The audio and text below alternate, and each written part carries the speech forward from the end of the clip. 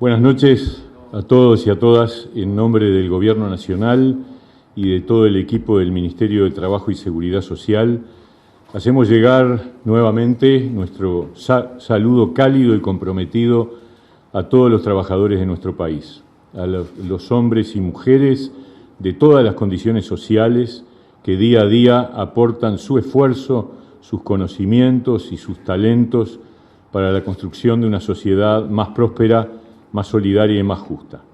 Saludamos también al movimiento sindical que conmemora este día y transmite su mensaje a sus integrantes y a la ciudadanía, como es propio de nuestra democracia, y con independencia de las diferencias que ciertamente hoy están claramente expuestas y visibles. Como en cada 1 de mayo, vamos a repasar lo transitado en el último año en los diferentes aspectos que refieren a la realidad de los trabajadores de nuestro país. En materia de empleo, los datos de 2023 y del primer trimestre del 24 registran que el empleo ha seguido creciendo continuamente. Estamos contentos porque hoy la realidad de nuestro país es que tenemos más empleo y también más empleo formal, alcanzando los niveles equivalentes a comienzos del gobierno anterior, es decir, de 2015, antes de que empezara el deterioro ocurrido de 2016 a 2019. Por su parte, el total de trabajadores registrados en el Banco de Previsión Social es el número récord desde que se lleva registro, alcanzando a 1.550.000 trabajadores registrados. Pero además, hoy hay 104.000 puestos de trabajo más que en febrero de 2020, último mes del gobierno anterior. Esta es una cifra nueva que implica que hemos crecido aún más de los 74.000 promedio en el 2023. Además, hay que ir a los años 2015 a 2017 para encontrar números tan bajos de trabajadores en el seguro de paro. Y todo indica que durante el presente año el empleo se mantendrá firme. Con respecto al salario, podemos decir con orgullo y satisfacción que hemos cumplido con nuestro compromiso de recuperación total del poder adquisitivo del salario. La pandemia, como ocurrió en el mundo entero, afectó el poder adquisitivo del salario tanto público como privado. Desde entonces se afirmó el compromiso de este gobierno con respecto a su efectiva recuperación. Muchos no creían que íbamos a cumplir. Sin embargo, en este momento, el salario real promedio está 2.5% por encima del promedio del año 2019 y es el nivel más alto en casi 50 años de la historia del país. Todo indica, además, que durante este año el poder adquisitivo de los trabajadores continuará creciendo. Y ello se debe a que en la 10ª ronda de los consejos de salarios presentamos una pauta gubernamental que estableció el objetivo de la recuperación completa del poder adquisitivo afectado por la pandemia para cada uno de los sectores de actividad. Pero además, la política económica del gobierno ha generado una histórica reducción de la tasa de inflación, lo que colabora para acelerar y aumentar el proceso de crecimiento del salario. En definitiva, al completarse el 4º año de gobierno, esta gestión exhibe una realidad caracterizada por mucho más empleo y mejor salario que en el gobierno anterior. Y estos logros se alcanzaron en un periodo que estuvo caracterizado por diversas circunstancias adversas. La pandemia nos impactó durante los años 2020 y 2021 y la sequía y las diferencias cambiarias con Argentina nos afectaron durante 2023. Sin embargo, a pesar de todo ello, aquí estamos con más empleo y mejores salarios. Es ineludible referirnos también a la noticia de estos días que indica que la iniciativa de reforma constitucional impulsada por el PIT-CNT habría alcanzado las firmas suficientes para que sea considerada en el próximo mes de octubre por la ciudadanía. Expresamos nuestra mayor preocupación y crítica ante una iniciativa que, en caso de aprobarse, representaría una gravísima afectación de todo el sistema previsional nacional. Ustedes saben que la reforma de seguridad social aprobada el año pasado era necesaria, responsable, promotora de la equidad y que se hace con tiempo sin afectar de manera abrupta y repentina a nadie, que permite a nuestro país encarar el futuro con responsabilidad, con el objetivo de que las jubilaciones y pensiones dejen de tener un peso cada vez mayor en el gasto del Estado. La normativa aprobada el año pasado garantiza que el gasto del Estado no se consuma cada vez más en el pago de jubilaciones y pensiones futuras, permitiendo que los recursos públicos puedan destinarse a otras prioridades fundamentales, como por ejemplo es la reducción de la pobreza infantil. No es cierto que la reforma aprobada el año pasado se haya cargado sobre las espaldas de los trabajadores. Ninguna de las prestaciones o condiciones actualmente vigentes se modificaron con la reforma, ni el porcentaje de aportes mensuales a la seguridad social, ni los años de aporte que hay que sumar para jubilarse. Al contrario, esta es una reforma pensada para que los trabajadores más jóvenes tengan garantizadas sus jubilaciones con montos iguales o mejores que los actuales.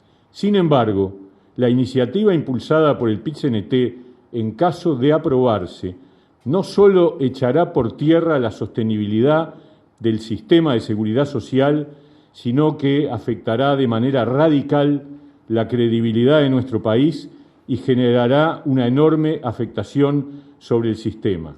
No es solo una reforma contra la ley aprobada el año pasado, es contra todo el sistema previsional. Incorporar en la Constitución la edad de retiro, fijándola en 60 años, además de establecer una rigidez insostenible que no existe en ningún país del mundo. No hay ningún país del mundo que haya puesto la edad de retiro en la Constitución simplemente porque es una variable clave para ir acompañando el proceso de sostenibilidad de los sistemas de seguridad social. Además, fijarla allí determinará un enorme crecimiento del déficit que va en sentido radicalmente contrario a la sostenibilidad que es necesario construir. Por otra parte, esta disposición determinaría la inviabilidad inmediata de las 3 cajas paraestatales, que para su supervivencia dependen de que extiendan la edad de retiro a 65 años. De hecho, la caja bancaria el año pasado y la notarial en 2018 establecieron 65 años como edad de retiro para poder tener viabilidad. Y seguramente la reforma que está pendiente de la Caja de Profesionales también deberá incorporar ese criterio. Por lo tanto, votar los 60 años es decretar la caída de las 3 cajas paraestatales. Pero si además agregamos la disposición que equipara el monto de las jubilaciones mínimas al salario mínimo nacional, porque lo que dice el proyecto de reforma es que se aumentan las jubilaciones mínimas al nivel del salario mínimo nacional, el resultado es un enorme aumento del déficit del sistema jubilatorio y pensionario que, de acuerdo a los análisis de los técnicos del BPS, multiplicaría por 4 el incremento del déficit que ocurriría en los próximos años, implicando inevitablemente un aumento muy significativo de la carga tributaria sobre todos los uruguayos. El déficit se incrementaría de tal forma que sería, por ejemplo, necesario aumentar las tasas de los aportes a la seguridad social, estimándose que en un cierto proceso de tiempo debería duplicarse el aporte personal al BPS, lo que en buen romance implicaría una abrupta caída del salario, porque en vez de descontarle el 15% del nominal, se empezaría a descontar el 20% o el 25% o el 30%, o sea, una reducción directa de los ingresos de los trabajadores, y además implicaría aumentar las tasas de aportes patronales, que podrían representar una afectación del empleo y un aumento de la informalidad. No es necesario indicar que de ocurrir estas circunstancias, las posibilidades de destinar recursos a otras prioridades largamente postergadas, como la reducción de la pobreza infantil, serían inevitablemente canceladas. Pero además, la eliminación del régimen mixto implicaría, lo digo expresamente con énfasis, la confiscación de los ahorros de 1,5 millones de uruguayos que tienen sus cuentas personales a las que contribuyen todos los meses para constituir un ahorro personal que será un complemento a la hora de la jubilación.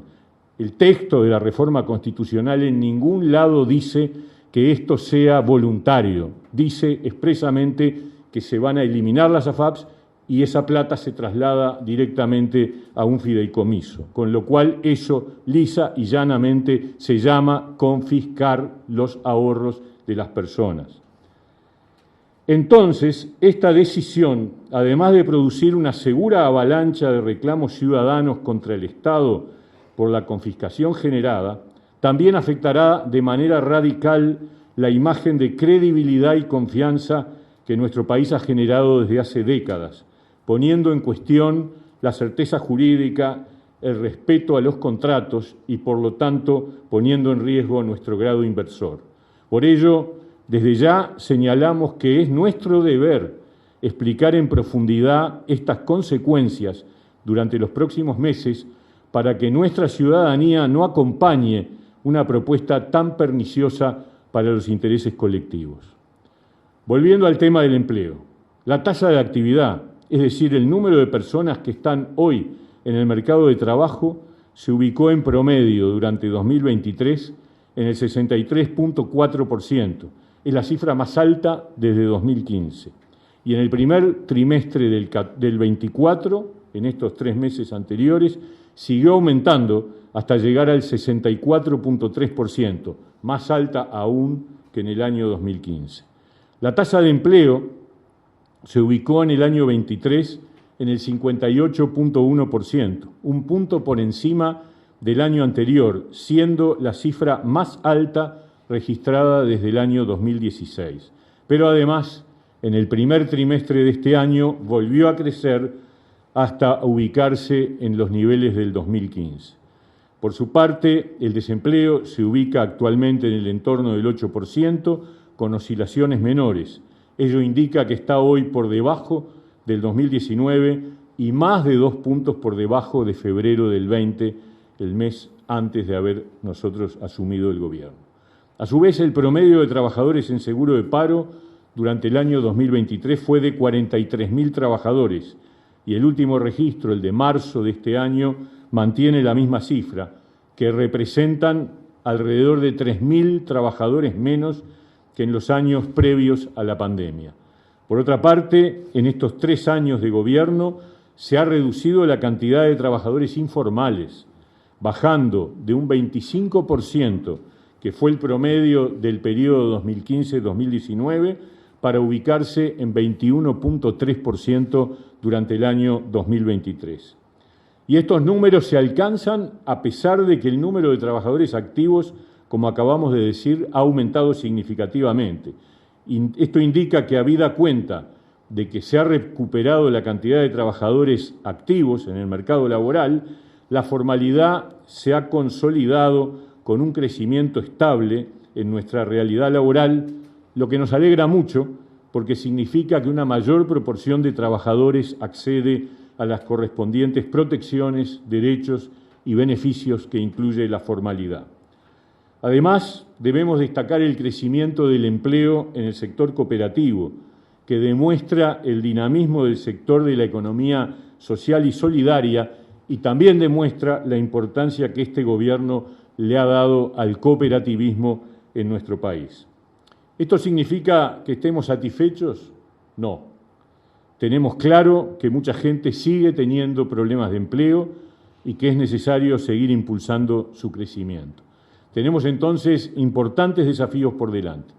En primer lugar, tenemos que seguir trabajando en la reducción de las inequidades en el acceso al trabajo, tanto en materia de género, particularmente en materia de edad, educación, región y nivel socioeconómico, así como también en las situaciones de discapacidad. En este sentido, está vigente desde fines del 21 la Ley de Promoción del Empleo para Sectores Vulnerables y durante el año 23 alrededor de 4.500 personas, casi todas ellas jóvenes, fueron beneficiarias de este subsidio. En materia de empleo, además, se ha puesto en marcha la extensión del programa de becas de Yo Estudio y Trabajo, que hasta ahora se restringía al sector público, ahora se extiende al sector privado, habiéndose lanzado su primera edición este año. Es un programa que promueve una articulación virtuosa entre el vínculo educativo y la experiencia laboral de los más jóvenes. En pocos días más se lanzará el sistema de agencias públicas de empleo, que permitirá la coordinación de las entidades públicas, intendencias, ministerios y organismos públicos para agilitar y facilitar el acceso al trabajo de los ciudadanos a lo largo y ancho del país. Pero tenemos que ir a más, justamente para construir las condiciones que permitan seguir avanzando en el incremento del empleo y simultáneamente seguir mejorando los salarios. Es imprescindible trabajar en la mejora de la productividad.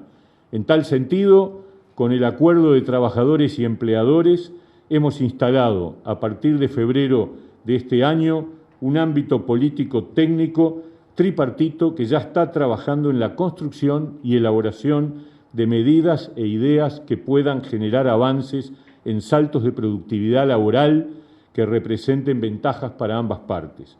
Estamos tratando de construir un camino virtuoso para que en las próximas instancias de negociación colectiva se puedan incorporar soluciones que permitan seguir creciendo en los puestos de trabajo, en los niveles salariales y en los niveles de rentabilidad de las empresas.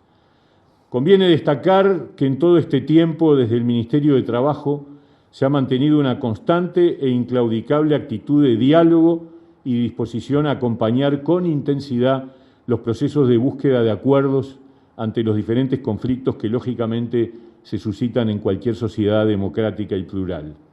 Hemos incorporado además algunas modificaciones en la negociación colectiva que fortalecen y modernizan estas instancias.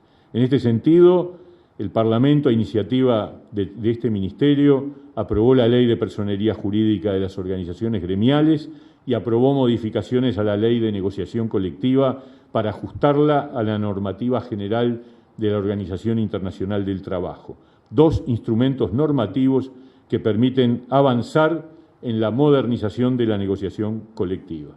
Quedan temas pendientes: construir un sistema efectivo de descuelgues, desarrollar mecanismos que permitan avanzar en la regulación de procesos que, sin mengua de la negociación colectiva, proteja los derechos y las realidades de las empresas y sindicatos más débiles. En materia de capacitación laboral, se ha vuelto a registrar un número muy importante de trabajadores que participaron de cursos de capacitación, alcanzando a 50.000, la mayoría de ellos jóvenes y mujeres.